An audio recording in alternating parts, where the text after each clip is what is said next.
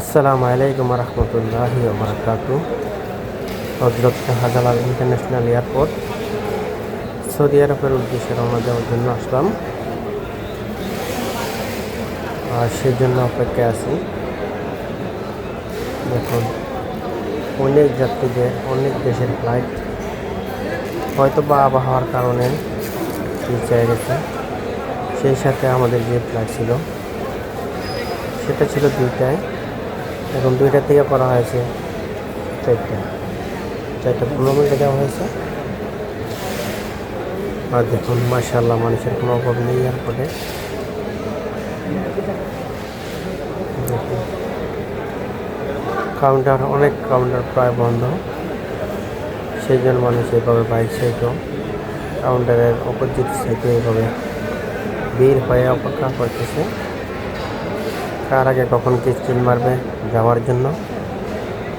কিন্তু বিষয়টা হচ্ছে, কিন্তু এখনও কাউন্টার খোলে না, বোর্ডিং বাস শুরু করে নেই। কারণ এর জন্যই, কারণ 2টার ফ্লাইট যাদের ছিল সেটা পিছলামছে, আর যাদের ছিল 2টায় তাদেরটা আরও পিছিয়ে গেছে। সেই জন্য সবাই অপেক্ষায় এভাবে দাঁড়িয়ে আছে সিল মারার জন্য, জলদি জলদি করে বোর্ডিং পাস পাওয়ার জন্য, সামাল দেওয়ার জন্য।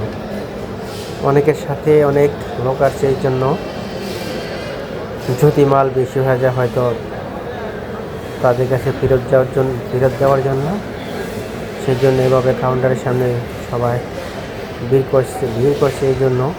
কারণ কাউন্টারে মাপার সময় যদি মাল বেশি হয়ে যায় তাহলে তো নিতে পারবে না, সেই জন্য কমিয়ে দেওয়ার জন্য। অনেকের বাহিরে অপেক্ষা করতেছে মানুষ, সেই মানুষের কাছে বাড়তি মালগুলো দেওয়ার জন্য সবাই কার আগে কে বোর্ডিং পাস নেবে সেই জন্য অপেক্ষা করতেছে। কিন্তু অভাগ্যের বিষয় হচ্ছে এখনও কাউন্টার ওপেন করে না, এই জন্যেই। কারণ ফ্লাইট অনেকগুলোই মিস, 2 ঘন্টা, কার 3 ঘন্টা, কার 4 ঘন্টা মিস হয়ে গেছে।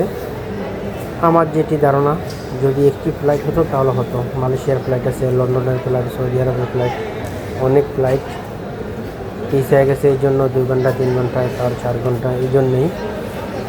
কারণ আমার ধারণা যেটা, হয়তো বা আবহাওয়ার কারণে।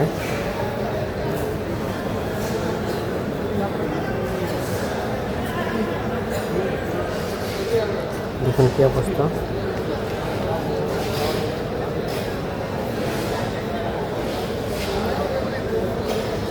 মানুষ শুধু আসতেছে। মানে এটি হচ্ছে দোতলায়, যেগুলো বাহিরের দেশে যাবে দোতলায় আসতে হয়।